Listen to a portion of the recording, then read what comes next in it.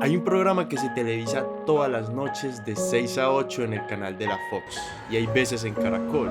Esta es una serie animada que trata acerca de una familia disfuncional conformada por 5, o bueno, por 6, o bueno, 7, 8 pues. Y la verdad es que este no es un programa entretenido para nada. En cambio, este es a primera vista un programa bastante mediocre, que sigue luchando a toda garra para poder mantener la poca relevancia que aún le queda.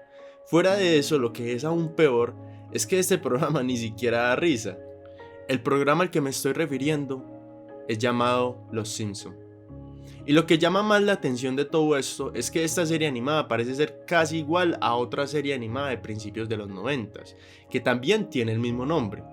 Las opiniones en relación a estas dos series difieren mucho entre ellas, eso está de más decirlo, porque una es considerada como una de las mejores piezas que la televisión ha podido llegar a ofrecer, mientras que la otra bien podría ser considerada como todo lo opuesto. Y siento que antes de adentrarnos más en esta discusión, es necesario librarnos de todo tipo de confusiones, sin importar qué tanto puedan decir que estas dos series son la misma cosa, por más que puedan parecerse estas dos, la verdad es que son extremadamente diferentes. Y de esto trata precisamente el video, de tratar de dar una explicación al hecho de cómo fue que uno de los pedazos de entretenimiento televisado más influyente y de mayor impacto de toda la historia llegó al punto de convertirse en un simple pedazo de relleno telecaca más, diseñado y manufacturado con la mentalidad de mantener algún remanente de relevancia y poder atraer así al mayor número de incautos posibles a sintonizar la cadena, para que un par de ejecutivos puedan seguir ordeñando las ubres casi secas de esta vaca amarillenta y agonizante, y para poder seguir así llenándose los bolsillos por medio de los ingresos a partir de... Para conocer entonces cómo fue que los Simpson llegaron a perder toda su gloria. Pero para poder mantener toda esta presentación libre del riesgo de mi propia opinión y de mi propia subjetividad, vamos a utilizar las calificaciones y los ratings del programa tanto en su idioma original, así como también en el español que realmente nos interesa, el criollo. Nada más recopilando la calificación de todos los episodios individuales a través del curso de la serie, se puede ver el nivel de decadencia de los Simpsons durante las ya 32 temporadas en curso que existen, y que según parece va a seguir existiendo. Y al ver el nivel de esta decadencia, estoy seguro que alguna gente se sorprendería al conocer el nivel de obsesión cultural que generaron los Simpsons en la década de los 90, e inclusive en la década posterior, tanto así que aún existe mención de ellos después de todo este tiempo. De ahí el gran contraste con su ahora gradual decadencia que ha resultado en su estado actual, este horrible, detestable e invivible limbo. Un estado al que me gustaría referirme como a los Simpsons institucionalizados. Pero más sin embargo, lo que es quizá más triste que cualquier otra cosa es que estos Simpsons institucionalizados son quizá los únicos Simpsons que mucha gente realmente llegó a conocer, y por eso es fácil desestimar tal contraste y mucho más en este momento.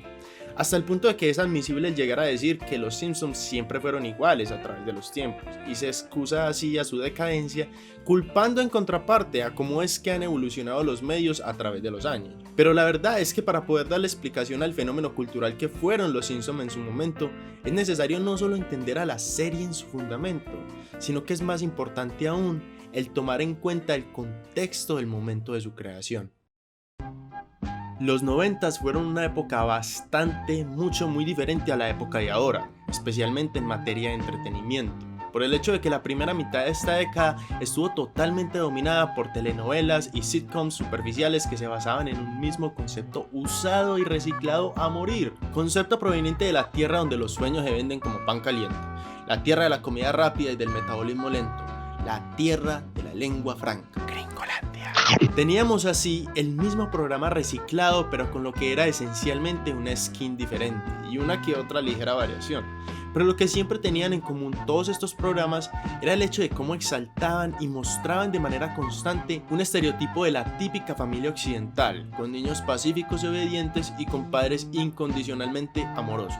Las familias de la televisión en ese entonces no eran nada más que representaciones superficiales y políticamente correctas de esta clase media manufacturada por las grandes cadenas de la televisión, incondicionalmente bondadosa y extremadamente corriente, lo suficientemente rica como para que así pudiera tener aspiraciones más altas, pero al mismo tiempo tampoco tanto como para que pudiera ser etiquetada como de la alta sociedad. La verdad, no creo que haya nada fundamentalmente malo acerca de estos programas como tal. Era contenido fácil de digerir y dirigido a una demografía amplia y que en últimas cumplía con su objetivo, que es esencialmente el mantenerte sentado ahí viendo anuncios publicitarios mientras vuelve y empieza el programa. Claro, en ese momento la televisión se manifestaba en la forma más domesticada y suavizada posible.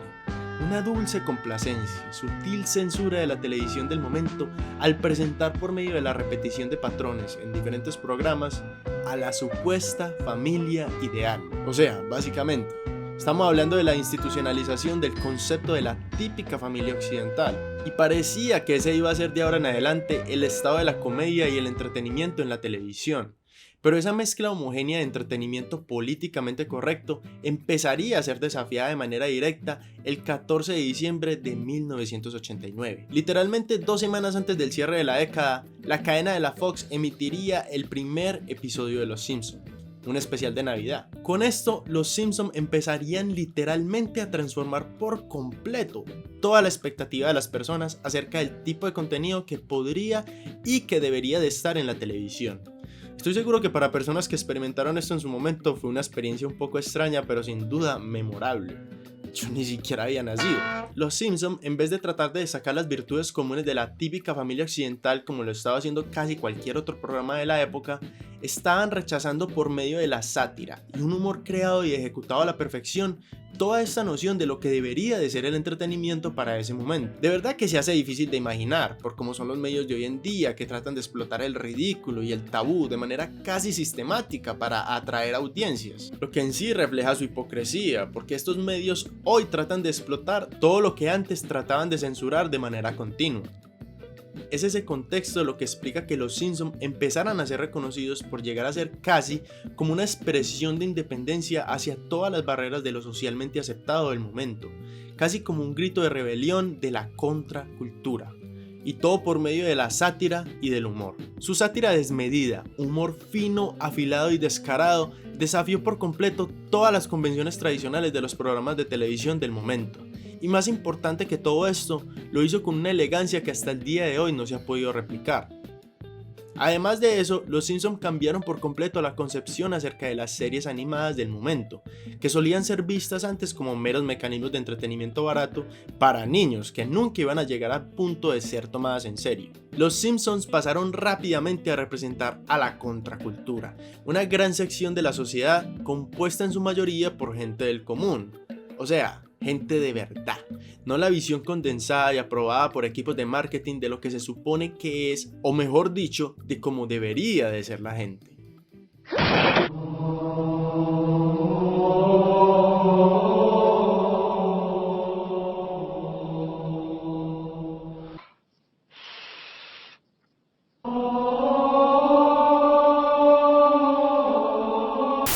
Y así, los Simpson estaban haciendo sátira de toda esta concepción de lo que se supone que era, o más bien de lo que se supone que la sociedad occidental de primer mundo debería de ser, mientras que al mismo tiempo señalaban todas sus externalidades y toda su hipocresía, y a pesar de eso lograban que todas las personas, sin importar su nivel socioeconómico, se identificaran con la serie.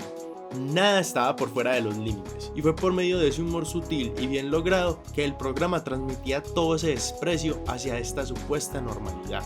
No pasaría mucho tiempo antes de que la cultura de los medios masivos empezara a señalar a los Simpsons como un mal ejemplo para la sociedad en general.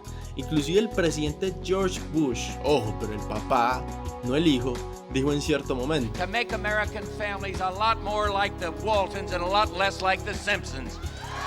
Por supuesto, como siempre, este tipo de respuestas solo avivarían el fuego de las llamas de la contracultura, y gracias a este tipo de publicidad gratuita, el público pasaría a enamorarse por completo de una familia que era claramente percibida como disfuncional.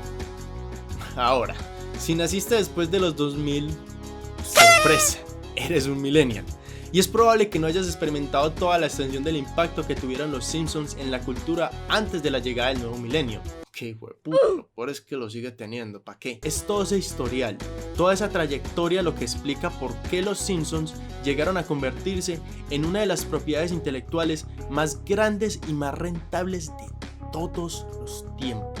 Porque eso sí, los Simpsons tienen de todo. Desde muñecos, camisas, llaveros, libros, discos, juguetes, parques de diversiones y hasta juegos, como muchos podrán recordar el juego arcade de los Simpsons. Idea, claro, que ha evolucionado hasta ser ahora la aberración que es la aplicación digital Pay to Win. Pongo la tarjeta de crédito de mi papi y lleno mi ciudad de cositas, juego de mierda. Gente de todos los lugares del mundo tenía cuadernos, camisas, cartucheras, morrales y hasta tatuajes de personajes de los Simpsons. Bart estaba hasta en la mantequilla. Hubieron hasta canciones enteras dedicadas a personajes de la serie, como lo fue en el caso de Bart. ¡Puggy navideño! Y lo que realmente hizo que esta serie animada brillara como lo hizo en cierto momento fue la pasión y empuje inicial de 3 personajes, quienes fueron los creadores del programa. La familia fue inventada por Matt Groening y poco después se estrenaría como una serie de cortos de animación producidos por James L. Brooks. Matt Groening creó una familia disfuncional en vez de la típica familia gringa que se mostraba en la televisión, y nombró a sus personajes en honor a los miembros de su propia familia, sustituyendo su propio nombre por el de Bart. La segunda fuerza creativa más importante de los Simpsons fue la figura de Sam Simon, un escritor veterano de comedias de televisión. Fue él el que tomó esos grandes conceptos y les empezó a dar la forma que requiere un programa de televisión real. Y más importante que cualquier otra cosa más, fue Sam Simon el que impulsó la idea de que la comedia debía estar siempre centrada por los personajes, en vez de ser parte de eventos sin consecuencia ni efecto alguno. Ese estilo de comedia le dio a los personajes una especie de ambientación realista, además de que los chistes y las situaciones eran constantemente entretenidas. El tercer y último contribuyente principal a los Simpsons fue en un aspecto creativo menos importante que personajes como Sam Simon y Groening, pero más sin embargo muy importante, y esa fue la figura del productor James L. Brooks, quien fue uno de los responsables directos de que la serie se hiciese en primer lugar. Pero Brooks no solo era eso, ya que él siempre estaba dispuesto a alentar ideas que terminaban resonando emocionalmente con los televidentes, liderando ideas de llevar episodios completos con Marge o Lisa como protagonistas, siendo uno de los responsables directos de aquellos momentos que de manera armoniosa lograban un final con una sensación agridulce, como en el caso de Lisa y el sustituto, o como cuando Homero conoce finalmente a su mamá, antes de despedirse de ella nuevamente para darnos quizá uno de los finales más hermosos que los Simpsons han podido llegar a ofrecer.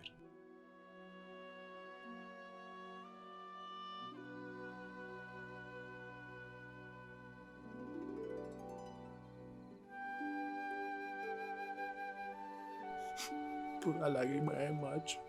Y todo esto resalta algo que pocos llegamos a considerar siquiera, o bueno, yo no lo consideraba por lo menos, y esa es la importancia de todos aquellos personajes que nunca hacen parte de la serie como tal, o bueno, por lo menos no en la faceta pública. Pero era bajo la dirección creativa de estas personas que se escondía la verdadera calidad de los Simpsons, algo que es claramente obvio por el hecho de que sus nombres aún son listados al comienzo de cada episodio hasta este mismo día. Además de que no podemos ignorar el hecho de que hubieron escritores que también fueron vitales para el desarrollo de los Simpsons de la vieja escuela, figuras como John Swartzwelder, John Beatty, Conan O'Brien y David Stern. Estos y muchos otros más escritores excepcionalmente talentosos fueron los que inventaron los primeros conceptos que le dieron una identidad a los Simpsons, mientras Brooks y los otros supervisaban y retroalimentaban de manera continua. Estas fueron las personas que elaboraron todos y cada uno de los episodios memorables que nos dieron los Simpsons en su momento. Y algo que es fácil de notar al escuchar entrevistas y comentarios de estas personas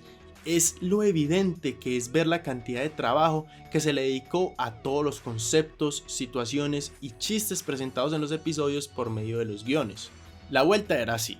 Cerca de 2 escritores trabajarían en múltiples jornadas de 11 horas nada más para crear lo que sería el esqueleto de un solo episodio, y eso es difícil de imaginar, y más viendo la facilidad y elegancia con la que fluye la comedia de los Simpsons de la vieja escuela. Obviamente entiendo que al tratar de analizar estos chistes de manera detallada se les está robando un poquito su esencia, pero solo por la necesidad de un ejemplo, tomemos el que es en mi opinión uno de los mejores chistes de toda la serie, y más por el hecho de que es un chiste que es capaz de trascender en todo sentido las barreras del lenguaje. En un impulso nihilista, Bart le termina vendiendo su alma a Milhouse por $5, y después de lo que aparentemente es una racha de mala suerte y una horrible pesadilla, Bart se da de cuenta de que su impulso fue un error, por lo que a altas horas de la madrugada va en busca de su alma a una zona peligrosa del centro de la ciudad hasta que pasa lo siguiente. Bueno, a ver, la abuela de Milhouse vive en la calle 57 y estoy en la tercera.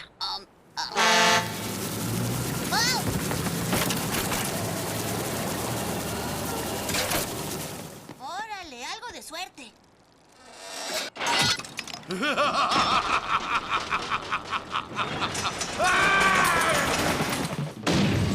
Esta escena es capaz de encapsular de manera total la genialidad de Los Simpsons como serie animada, y lo mejor de todo es que su genialidad trasciende todas las limitaciones del doblaje y de la adaptación. En sí es una pieza magistral, con un humor negro y sutil, ejecutado a la perfección y con un ritmo perfecto. En esta escena en particular no es un solo chiste el que se nos está presentando, aunque así parezca. Este es en realidad un conjunto de chistes uno tras otro. Primero está el contexto de estar en el centro de la ciudad a altas horas de la madrugada como un niño en su bicicleta. Luego un peligro inminente en forma de un barrendero público. Bart, que se salva gracias a sus reflejos, pero la bici, su único medio de transporte, ahora va a ser arruinada por completo. A menos que... El barrendero no destruyó para nada la bici. Por el contrario, la dejó limpiecita. A menos que... La bici ahora ha quedado completamente destruida cuando Bart intenta montarse en ella. Y no solo eso, sino que el barrendero había atropellado la bici de Bart con una indolente sedicia, expresada a través de una risa maléfica que se aleja en victoria. A menos que... El barrendero acaba yéndose escaleras abajo por estar riendo mientras debería de estar viendo dónde está yendo. Literalmente son al menos 4 chistes ejecutados con fluidez en tan solo 15 segundos. Y entiendo que al tratar de desintegrar esta escena parte por parte se le está robando un poco de su magia. Pero lo hago para exponer así por medio de un ejemplo la genialidad que estaba detrás de cada uno de los capítulos de estos Simpsons antes de que se institucionalizaran por completo. Estas eran escenas que según los escritores pasaban por 30 y hasta 40 reediciones nada más para poder llegar hasta ese punto de perfección en materia de comedia. Y la realidad es que nunca podría haberse alcanzado este nivel si se hubiesen escrito estas escenas en una sola sentada. Además del esfuerzo y toda la atención al detalle, este estilo de comedia era completamente diferente a todo lo que se había visto antes. Recuerde que estamos hablando de los 80s en este caso. Este era el tiempo en el que las sitcoms eran completamente dominadas por esta infame y deplorable técnica que hoy conocemos como la risa enlatada, que en realidad es uno de los legados del entretenimiento sin sustancia creado precisamente en Gringolandia y replicado alrededor del mundo después de los años 50. Claro, en ese momento las risas enlatadas no eran tan enlatadas como las de ahora, ya que estas eran dadas por una audiencia en vivo, en contraste con los tiempos de ahora, que solo consisten de un archivo MP3.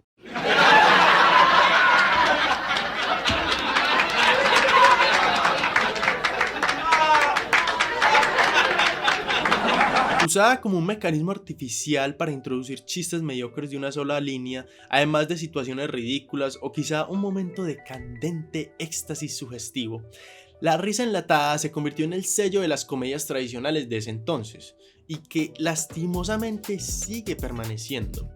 Era un tipo de humor que inclusive fue sátira para los Simpsons vieja escuela. Smithers, ya llegué. ¿Qué? ¿Tan temprano? Sí. ¿Es mi imaginación o la tele está peor cada día? Ay, es lo mismo. ¡Oh, cuidado, Smithers! ¡Qué buen programa! El problema más grande de la risa enlatada, además de ser mediocre, es que es un formato de comedia que solo permite cierta estructura muy concreta y limitada para los chistes y para las situaciones, con largas pausas y constantes interrupciones superficiales fuera de ritmo, que tratan de forzar la comedia sin de verdad merecerla. Es una herramienta que existe para decirle a la audiencia cómo reaccionar ante la cuestionable capacidad creativa de los escritores, que son los que estructuran estas situaciones y este tipo de chistes. Y ese es parte del problema, porque la verdad es que si un chiste es bueno y hay confianza en él, no se necesitaría de este tipo de coerción nada más para obtener una leve descarga de aire por la nariz o una mera mueca. No hay risa enlatada en Los Simpsons, y la verdad es que no se podría meter este efecto en un programa como este, porque este tipo de mecanismos no aguantarían el ritmo ni mucho menos el nivel de los chistes. Nada más en el estilo del chiste de la bici de Bart no podría ubicarse ningún tipo de risa enlatada, al tener esta naturaleza interconectada. ¿Dónde se pondría la risa enlatada? ¿En el medio, durante o en el final? No hay lugar. Sencillamente no hay lugar para eso en un programa como Los Simpsons. Y fue así que se crearían para sí mismos un estilo de comedia no solo excelente, sino que también era realmente distinto a todo lo que se había experimentado antes. Un estilo que era constantemente creativo y sorprendente, y que ejecutaba su comedia de un modo excepcional. Y más importante que cualquier otra cosa, los Simpsons de la vieja escuela nunca ejecutaron su comedia a sacrificio de sus propios personajes, que pienso que es en parte lo que hace que estos personajes se sientan tan reales y tan únicos en sus primeras etapas, por el hecho de que cada uno de ellos opera bajo un conjunto completamente diferente de creencias, al punto que éstas entran constantemente en conflicto unas con otras. Por ejemplo, Homero, que en España lo llaman Homer, como lo hacen en Estados Unidos, porque pues, ¿cómo lo digo mejor? Los españoles hacen las cosas a su manera, ¿cierto? Homero, que es originalmente un hombre emotivo, capaz de pasar de momentos de extrema alegría y emoción a momentos de extrema furia irracional, también es de poca inteligencia y un poco lento. Solo es un poco lento. Pero Homero es mucho Algo malo. más que ¿Qué eso. fue? Homero también es perezoso, lo que en sí es algo que no le ayuda. Además de que se caracteriza por ser un optimista nato que a menudo ignora todos sus problemas hasta que llegan al punto en el que no se pueden ignorar más. Un hombre acomplejado con su vida en su propia forma, pero que encuentra tranquilidad y felicidad en los pequeños placeres de la vida moderna. Y más importante que todo lo dicho anteriormente, Homero es un hombre que se define y se centra principalmente por el amor y el compromiso que tiene hacia su familia. Un tipo de hombre que haría hasta lo imposible, nada más por reponer un error o para darle alegría y seguridad a uno de los suyos. Un hombre imperfecto y disfuncional en todo caso, pero un hombre real después de todo. O bueno, en una versión de caricatura. Estas son unas de las características principales que definían a Homero. Sus motivaciones y creencias determinaban sus elecciones y su perspectiva, por lo que Homero era realmente un personaje orgánico que reaccionaba por sí mismo en todos los episodios. O bueno, en otras palabras, había una consistencia y una estructura lógica con todas las acciones de Homero. Cuando un programa crea personajes así de orgánicos y crea comedia de calidad, esto se convierte en mucho más que una mera experiencia de entretenimiento común y corriente. No se ríe uno de la misma manera en la que lo haría por una escena buena en una película de risa, sino que se ríe uno en la misma manera en la que lo haría uno cuando está con alguien de confianza. Y cuando ese humor se crea en base al conocimiento previo de las características y la personalidad del otro, sea un personaje de ficción o un amigo del colegio en otro caso, se crea oro en forma de humor.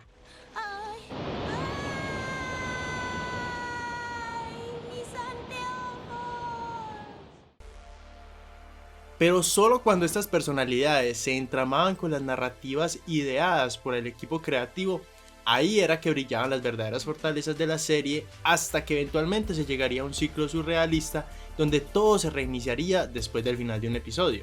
Pero cuando hablamos de los Simpsons de la vieja escuela, siempre se notaba que había una intención de decir algo mucho más allá de una mera comedia situacional. Sea que estas historias tratasen de la aceptación de nuestra propia mortalidad y ontología, o de las tentaciones de la vida de familia, o acerca de la importancia no apreciada de una madre, o de la corrupción en la política, y hasta, ¿por qué no?, acerca de lo que puede significar un amor familiar que es real y único, pero al mismo tiempo extremadamente disfuncional. Los Simpsons de la vieja escuela siempre contaban todas estas historias con tal nivel de transparencia y honestidad que ningún capítulo se sentía como una fórmula desesperada y sobreutilizada. Por eso es que estos Simpsons llegarían a crear episodios que se convertirían en clásicos instantáneos de una manera constante. Obviamente durante las temporadas iniciales, desde varios de los especiales de Halloween, o cuando Bart hizo equipo con Homero para su carro de rodillos, o cuando Homero fue al espacio, o el genial final de temporada de ¿Quién disparó al señor Burns? Además de muchos otros más. Los Simpsons nos han dado unos de los mejores pedazos de entretenimiento televisado de todos los tiempos, y de ahí su impacto generado en toda la cultura, no solo en aquel momento, sino también el impacto que aún permanece en base a todo lo logrado inicialmente. De verdad que para ese momento los Simpsons como serie parecían un fenómeno imparable, y de ahí que alcanzaran tantas cimas durante esta época en materia de episodios memorables, premios, reconocimientos y altos índices de ratings en los episodios. Uno de ellos, y que es quizá uno de los episodios mejor calificados de todos los tiempos, es el de El enemigo de Homero, que sí, a pesar de que de manera objetiva este sea el episodio mejor clasificado de todos, en mi opinión no es ni siquiera uno de mis episodios favoritos, por el simple hecho de que hace que Homero pase de ser un hombre un poco lento pero de buen corazón a ser un completo canalla. O sea, sí, Grimes era quisquilloso y demás, pero su único verdadero delito fue el ser un profesional con su trabajo y meterse en medio del que ahora triunfa constantemente en su estupidez sin importar contra quién sea. Y la verdad es que los episodios de Los Simpsons a partir de estas alturas empezarían a cambiar en base a este mismo concepto. El de Homero, el ahora grandísimo penta hijo de puta. En vez de optar por narrativas sólidas como se venían entregando anteriormente, se empezaron a dar a partir de este momento historias sin sentido ni consistencia alguna, que extraían comedia a partir de su constante uso del ridículo. Homero pasó a ser un contendiente a campeón de peso pesado con Mike Tyson. De Frederick Tate. Bart empezaría a trabajar en una casa de burlesque. Marge se involucraría involuntariamente con la mafia italiana por su franquicia recién adquirida de venta de pretzel. Y la familia terminaría contratando a una mucama mágica y británica, igualita a Mary Poppins. ¿Quieres que te demanden? O bueno, Gary Poppins. Y a pesar de que en este momento pueda estar dando la impresión de que no me gustaron ninguno de estos episodios, la verdad es que pienso que estos episodios tienen momentos más que memorables, o bueno, memes. Pues ya no jueguen, ahora preste. ¡Ah, plebes! ¡Vengan, hoy sí van a cenar! Una comedia de alta calidad, y las narrativas presentadas muchas veces servían para satirizar el concepto de lo que puede pasar cuando una serie empieza a extenderse por más tiempo del que debería.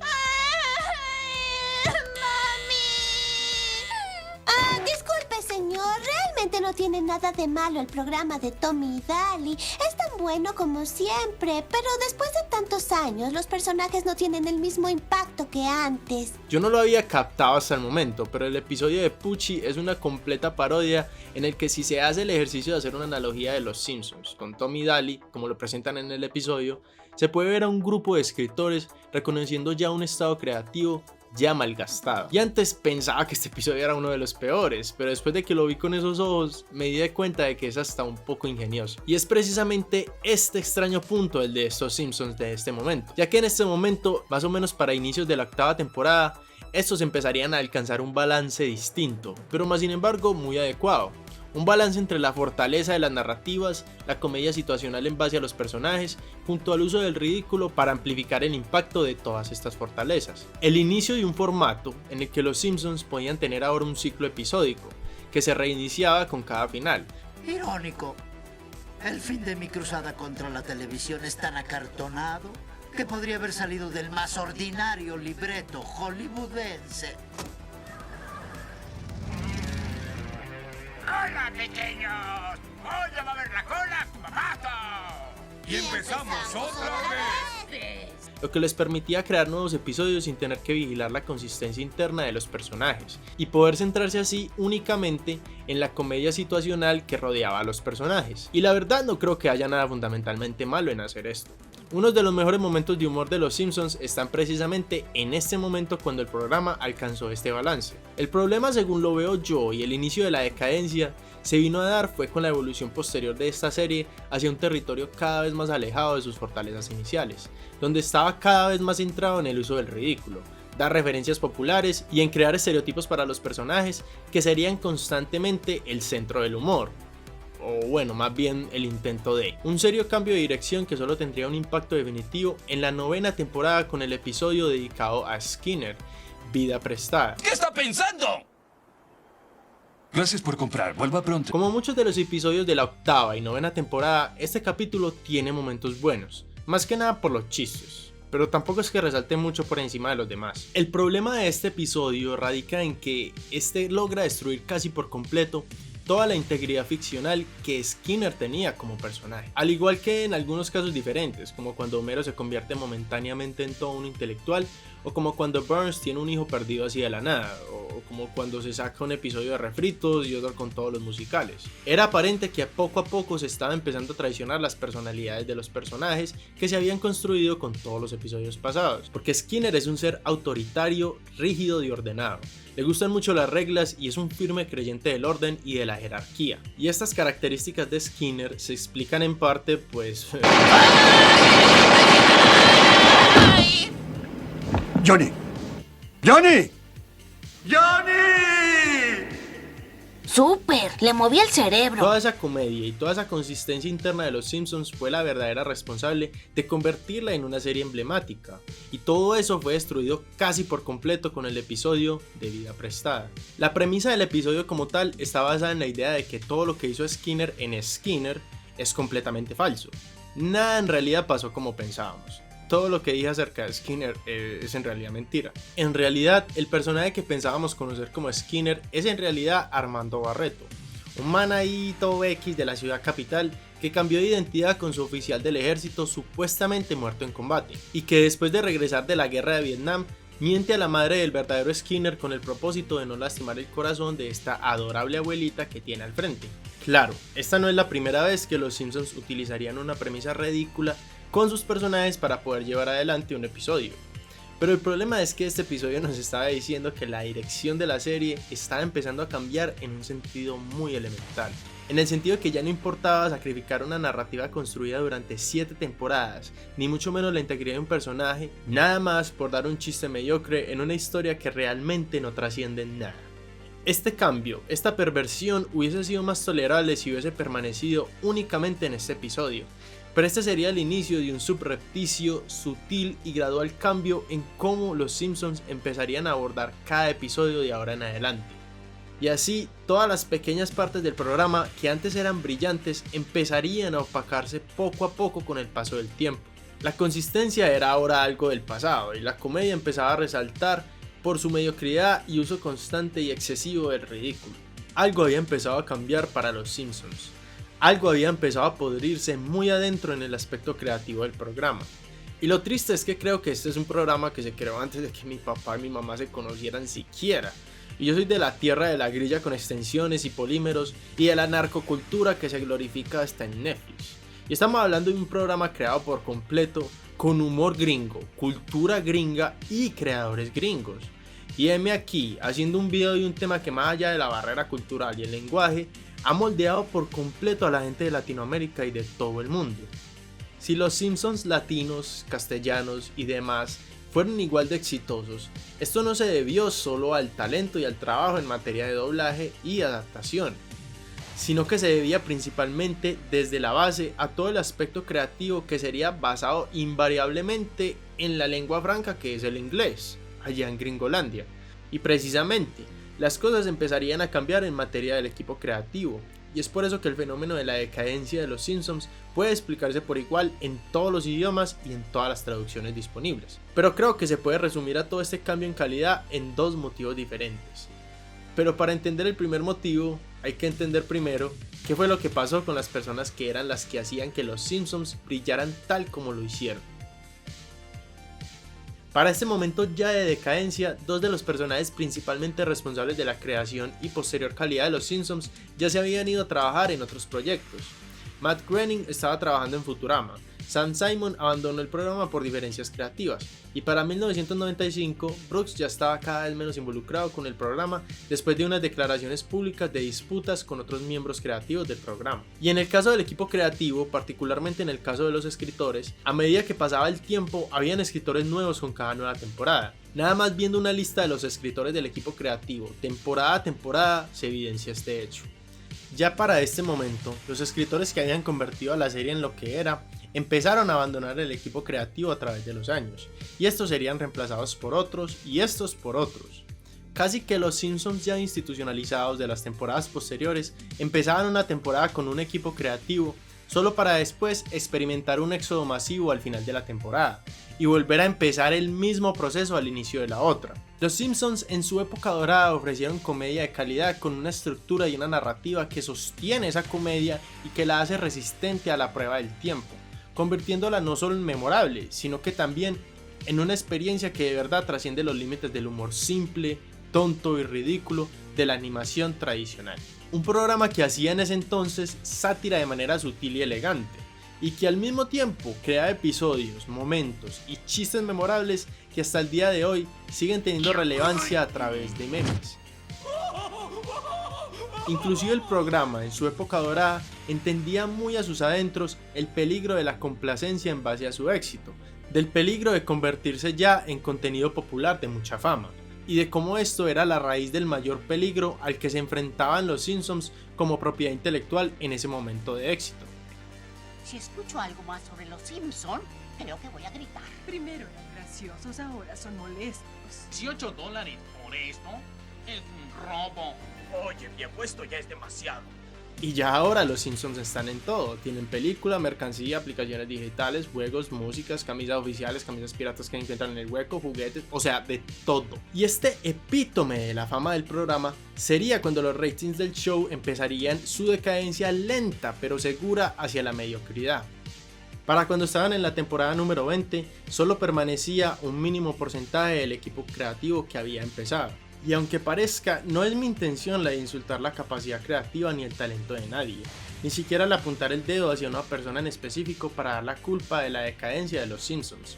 No solo porque esa información es casi imposible de asegurar, sino porque también hay que ser un verdadero hijo de puta para insultar el arte de otro. Además, la causa de un problema nunca es tan simple como se aparenta.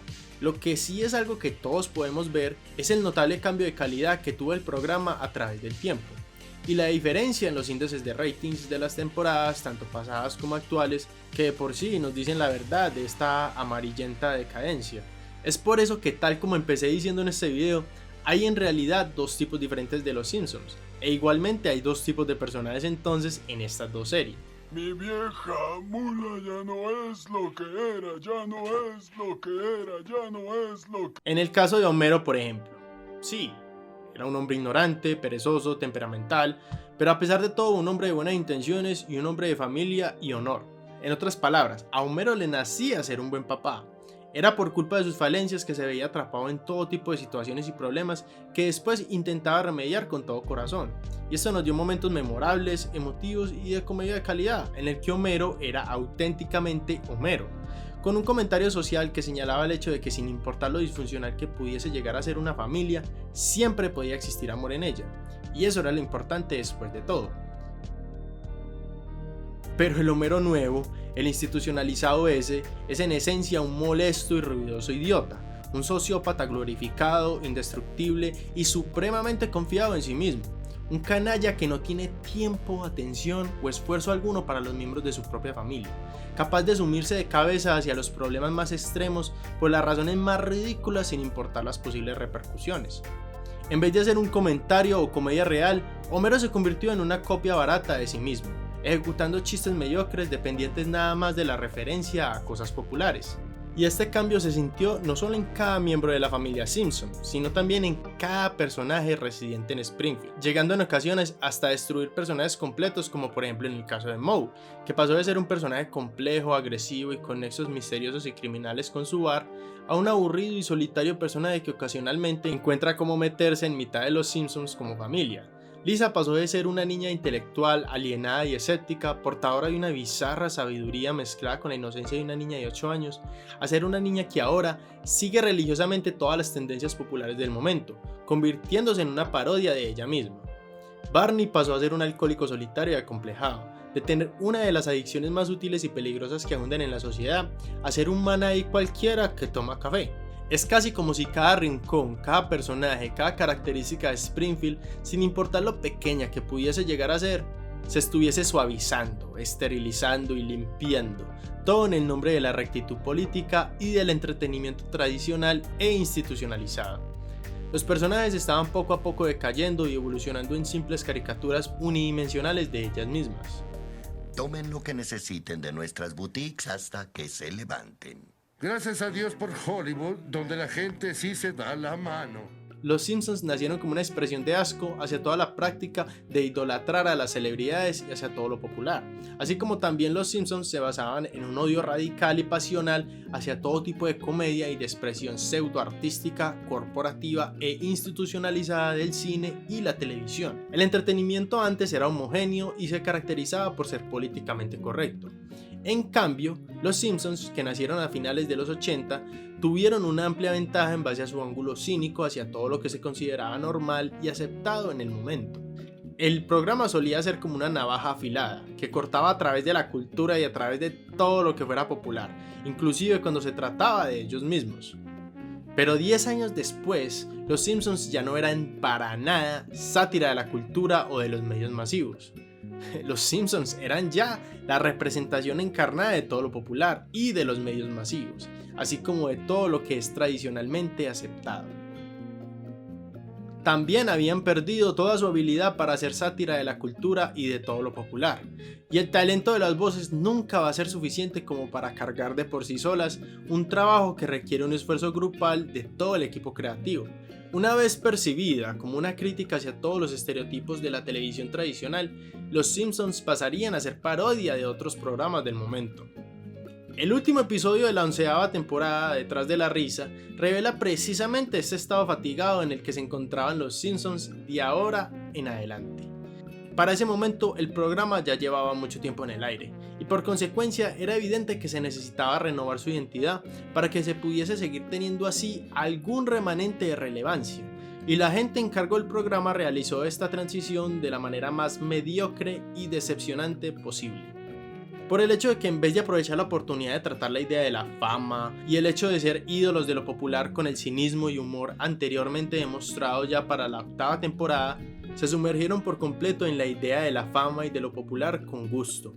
Y ya los Simpsons, cada vez más institucionalizados, celebraban la idea de la fama y de las celebridades al invitar a por lo menos un invitado famoso en cada episodio, lo que de por sí significaba que el mayor atractivo de estas temporadas ni siquiera se podía apreciar por completo en las versiones dobladas, a excepción de cuando las nombraban directamente, claro. ¡Ronaldo! El resultado de esto fue el nuevo estándar de mediocridad de los Simpsons. Chistes que carecían de humor, dirección que parecía insegura acerca de sí misma y personajes que se sumían a cada vez más nuevas extensiones del ridículo. El uso de nombres famosos era ya recurrente, y los guionistas y la gente que trabajaba en este momento en el aspecto creativo del programa pensaron que esto iba a resultar en comedia de calidad, y no, el resultado fue todo lo opuesto. Los Simpsons no solo habían perdido ya su comedia y su sátira, sino que también pasaron de ser una sátira de la cultura y de todo lo popular a ser una expresión glorificada del culto a las tendencias populares y a las celebridades. Y ese sería el estado de los Simpsons desde ese momento en adelante, una copia barata y sin alma de ellos mismos en su época dorada. Y así, poco a poco, los Simpsons estaban institucionalizándose casi por completo. Muertos en vida, sin nada más interesante, único o importante más por qué decir. Atrapados en un bucle repetitivo del ridículo centrado en quienes fueran los que fueran los famosos del momento. Y así tenemos ahora a unos Simpsons institucionalizados, muertos en vida, en lo más bajo de una decadencia que aún no ha tocado fondo, teniendo las peores calificaciones de toda su historia en sus temporadas más recientes. Y eso sinceramente da tristeza. A duras penas fui capaz de terminar de ver un episodio completo de las temporadas más nuevas, y eso que fue con el propósito de hacer este video. He tratado de ver otros y la verdad es que no soy ni siquiera capaz de terminarlos de ver. Los chistes no dan risa y uno sabe que pase lo que pase, siempre el episodio va a rondar alrededor de algún tema popular del momento y en últimas al final nunca va a importar nada. Yo ni sabía que los Simpsons seguían sacando temporadas nuevas. La verdad no lo sabía, tuve que revisarlo. Algo que para mucha gente es incomprensible. ¿Cómo puede ser cierto que se sigan emitiendo nuevos capítulos de Los Simpsons? ¿Por qué la serie no se ha acabado? ¿Algún día lo hará? Y la respuesta a esta pregunta no es ni siquiera tan complicada, la verdad. Ni siquiera tengo que ponerme a rebuscar nada. Troy McClure nos da la respuesta en el capítulo especial número 138. Y quién sabe qué aventuras tendrán de aquí hasta que el programa deje de ser redituable. Que de por sí es un especial elegido en un número de capítulo tan arbitrario como el 138, porque todo el episodio es un ejercicio de sátira realizada hacia ellos mismos. Los Simpsons de esos momentos entendían ya cómo hacer sátira de su propia existencia complaciente y ya famosa, pero lo hacían con elegancia, asertividad y humor. Los Simpsons siguen existiendo simple y llanamente por el hecho de que siguen atrayendo a muchas más personas que lo que hay de más en la televisión. Bueno, ciertamente mucho más que todas las otras opciones que ofrece la Fox. Y para los ejecutivos es mucho más seguro seguir extendiendo la serie que crear cosas nuevas que medio se le puedan equiparar. Ese es otro de esos secretos del mundo de la televisión, que todo depende exclusivamente de los ratings. Y todo eso no sé si habla más del estado actual de los Simpsons o si eso habla más del estado actual de la televisión. En todo el caso el resultado es el mismo. Una grandísima mierda. Ese es solo uno de los motivos por los que es triste el ver el estado actual de los Simpsons, de cómo se han convertido en este momento en todo aquello que antes satirizaban, de cómo se han convertido en una franquicia vendida y gastada, al punto que mucha gente ahora en adelante estará en riesgo de perderse de presenciar en algún momento toda esa magia y comedia que es capaz de emanar de los Simpsons de la vieja escuela. Porque mi amiga o mi amigo, si eres de Latinoamérica, que tú sabes que hay chance de que sea así, tú sabes que puedes encontrar por medio de tu buscador de preferencia o hasta en este mismo fucking sitio, hasta con más facilidad, la manera de conseguir todos estos episodios. En latinoamericano, hasta españolete, que no sé por qué carajo haría eso, pero bueno. O en su idioma original con subtítulos, porque la verdadera calidad de los Simpsons está en su idioma original, y eso lo pude confirmar. In America, first you get the sugar, then you get the power, then you get the women. Y tampoco es por decir que la gente que trabajó en doblaje y adaptación lo hizo mal, porque la realidad es que lo hicieron extremadamente bien. O bueno, en el lado latino, ¿cierto? Y opino personalmente que hay momentos en los que el Homero latino le da mucha más emoción a una escena que el mismísimo Homero original. ¿Jim? ¿Qué es un Jim? ¡Oh! ¡Un Jim! Y la verdad es que la mayoría de las veces el nivel de calidad es el mismo, pero hay veces que no hay manera de traducir algo, como por ejemplo en el episodio de Gary Bubbins, que en latino puede llegar a ser uno de los peores episodios de todos, porque es pura gente cantando cosas ahí que uno no entiende. Gaspar, Gladys, Beatriz, Nina, te veo bien, Pepe, Lola. Ay, no tiene caso. Es irónico el saber que hasta un segmento de la Casita del Horror de la tercera temporada fue capaz de predecir exactamente lo que ocurriría con los Simpsons como propiedad intelectual. La inmensa ironía del programa que lo predice todo, el predecir su propio destino decadente e institucionalizado. Y aunque sus creadores iniciales y mucha gente que trabaja en Los Simpsons actualmente puedan estar de acuerdo con todo esto, en especial con la idea de haber acabado la serie desde hace tiempo atrás, la realidad es que Los Simpsons como propiedad intelectual están condenados en este sentido por seguir siendo extremadamente muy rentables. Nada más mire la cantidad de dinero que hizo el juego para móvil de Los Simpsons, esta fucking aberración. Y la verdad, creo que es imposible mantener el nivel de consistencia y creatividad de algo así como Los Simpsons durante tanto tiempo. Ninguna serie debería durar tanto por el mismo motivo, y en el caso de Los Simpsons, lo único que justifica su continua existencia es el hecho de que aún existen personas que miran el programa a pesar de su continua mediocridad. Por gente que apoya un programa que ya no es ni siquiera una extensión de lo que la gente piensa, sino que no es más que otro vehículo que sirve para reproducir el mismo eco de glorificación a las tendencias populares, las marcas y el continuo culto a las celebridades. No fue por esto que los Simpsons se volvieron famosos en su momento.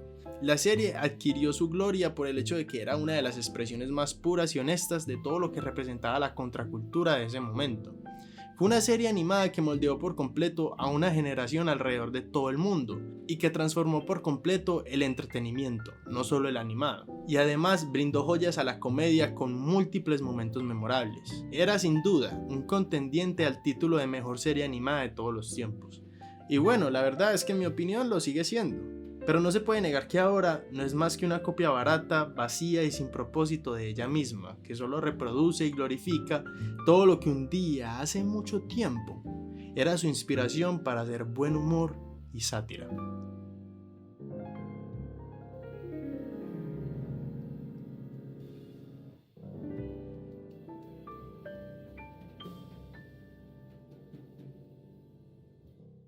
Y ese fue el final de esta historia. Te agradezco mucho tu tiempo por haber visto el video. Si el video te gustó, te agradecería mucho que me dejaras un like, un comentario en el que me digas qué piensas, qué opinas. Hay mucho contenido que está ahí en elaboración. Suscríbete para que puedas verlo apenas lo suba.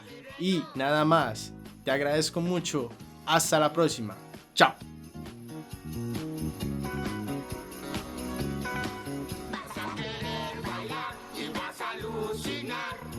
Boogie navideño, bailando sin parar hasta no poder más.